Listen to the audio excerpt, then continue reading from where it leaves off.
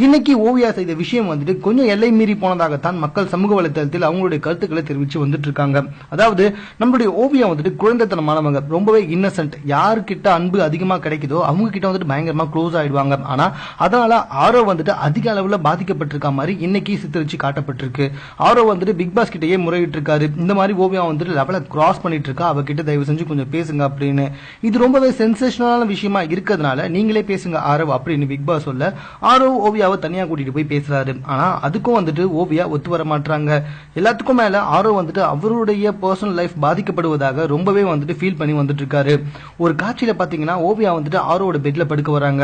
ஆரோ avoid பண்ணிட்டு நம்மளுடைய ஸ்நேகினோட பெட்ல போய் படுக்கிறாரு.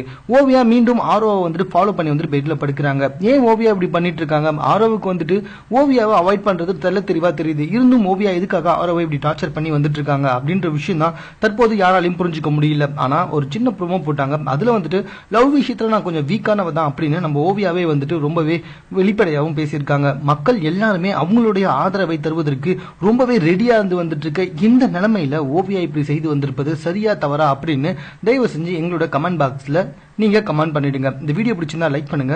தயவு செஞ்சு சேனலை சப்ஸ்கிரைப் பண்ணுங்க. பிக் பாஸ் குறித்த மேலும் விவரங்களை தெரிந்து கொள்வதற்கு, மேலும் பிக் பாஸ் குறித்த முழு வீடியோ காண்பதற்கு ஹாட்ஸ்டார் இணையதளத்தை பயன்படுத்துங்க.